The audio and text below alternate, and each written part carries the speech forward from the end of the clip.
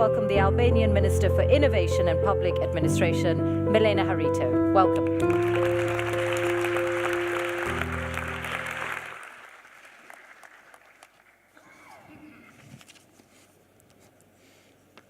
Okay, good morning, everybody. I'm very honored to participate in this very exciting event and before this honorable audience. I just want to tell you a story. 1 year before, when I took place in my office as Minister of Innovation and Public Administration in Albania, I discovered that I had no at all information precisely about the public administration. I barely knew the total number of public employees, about 90,000, but I knew it just from the treasury that was paying them, but I knew nothing else. So I had to handle this reality. We needed to gather information about the public employees, and of course, we had no budget and no time to do that. We had to do it very fast. And as I came from a big telecom company, Orange, I knew that the efforts all big organizations deployed for their human resources systems. It takes years and millions to deploy, and of course we had no time. So one of my very young IT directors decided to use simply Google tools. And in 3 months' time, we managed to have an information system. Okay, I call it an information system. It's a very simple one, of course, not perfect, but it exists now, and we have a basic human resources information on every public institution. And even more challenging, I think, this system is used by every human resources director in the public administration. And this was done very, very fast. Of course, one of the reasons we chose the cloud and a very simple platform was because people are already used with it. What I want to say is that not only digitalization has changed the world, but even technology itself has changed. And because technology has changed, it is today in the hands of everybody. The time of big information system is evolving very fast, and the government and administration have to adapt to this reality. Tirana, the capital of Albania, is also a very famous place for his coffee shops. We have very original ones. And generally, people before used to stay there and just talk. Now, they are generally writing on their smartphones. And it happened in only 10 years' time, because even the poorest now have a mobile phone. We have a coverage of about 140%. Smartphone was adapted, not as fast as we should wish, but people have smartphones. And we lack fixed networks, but now I'm not sure that fixed networks will develop in the country. With the 4G, I'm not sure that will develop. So, mobile phones in the hands of every citizen was another asset for me. And we decided also to implement another big-scale, but yet very simple anti-corruption project that was already implemented in Pakistan. We are sending an SMS to all the citizens through a very simple platform, because, as I said, everyone has a mobile. So we have feedback from them, and it is a very simple means to fight corruption on our public services. So technology has changed. On the other hand, they have always been nomad people, and generally they were a factor of development because they brought exchange of information and goods. But what are the nomads of today? Like their antecedents in the desert, they are defined not by what they carry, but by what they leave behind. As Bedouins do not carry water because they know where oases are. Modern nomads carry almost no paper because they access their documents on their computers and on the cloud. They don't even bring laptops anymore. They just travel with smartphones. And they connect on every computer in the world and have all they need in the clouds. But I would say even more.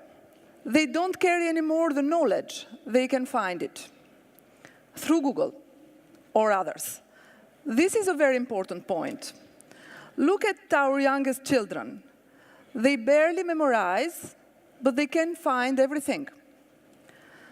Some think even that we are at a crucial point for the humankind, comparable only with the invention of the writing. Before the writing, the only way to have knowledge was to memorize it. After, humankind could write and talk.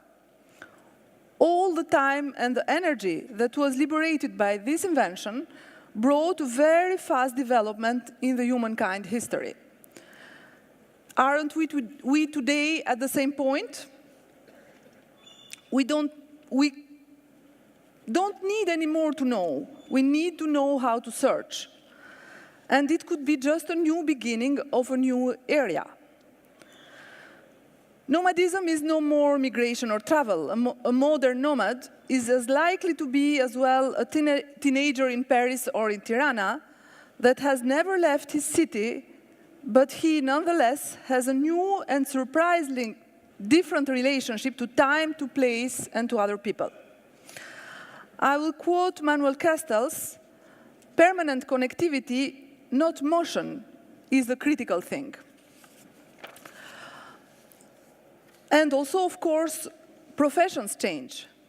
They always have changed. I will just remind to you that when washing machines and refrigerators were invented, only in the state of New York, 3 million people lost their jobs because they were serving this kind of jobs. And of course now, with the change of professions, other people lose their jobs. Let's take the books. In the United States, over a third of books purchased are already in digital files. Soon it will be 75%, and paper books will be marginalized. Internet has become a hypermarket of culture in which the role of publishers, producers, selection, enrichment, promotion will be entrusted to algorithms. Already some years before in Japan, 5 of the 10 best-selling novels were written on mobile phones. Business has changed. Sales platforms online will sell to readers increasingly inexpensive items that will buy for less and less money from the authors, keeping for themselves all the distribution margins. And these platforms will replace one after another all services rendered by intermediaries and will participate in the technological deflation in full swing running many professions. Learning has completely changed, but we already talked about that. So technology has changed, profession changed, and the kind of work has changed. Since humans, as Sigmund Freud put it, must arbeiten and leben, work and love, in order to find fulfillment, they have to work. But how the youngs work? The early adapters, the geeks, because we have to look at them to understand what the world will be in 10 years. They already work in distance for their company. More and more they are internet freelancers, living in India, working for USA. They are in global world competition on their work, but they share. They share the space where they go. They share the data. So technology changed, and to use it is simpler. Jobs are completely changing. Time and place of work is completely different. And connectivity is now a commodity and has to be permanent. And our societies has to adapt. I would say that it is perhaps a little bit simpler for countries like Albania that became this road after the others, because we don't have all the legacy, but also because our population is young. Even if we have high unemployment for youngs, and I personally am engaged to push them every day to prepare to work on this very, very big market of almost 1 million jobs in ICT in Europe, but also on all the other jobs in the global digital market, like all the jobs they can do online, and not only ICT jobs. And on the other hand, of course, the governments have to create demand, and for that, we have a very big program of digitalizing all our public services. And we have almost 1,300 services that need to be digitalized, to be online, and to be offered in an integrated manner. So many things to do, very exciting, and I think we are just only at the beginning. Thank you.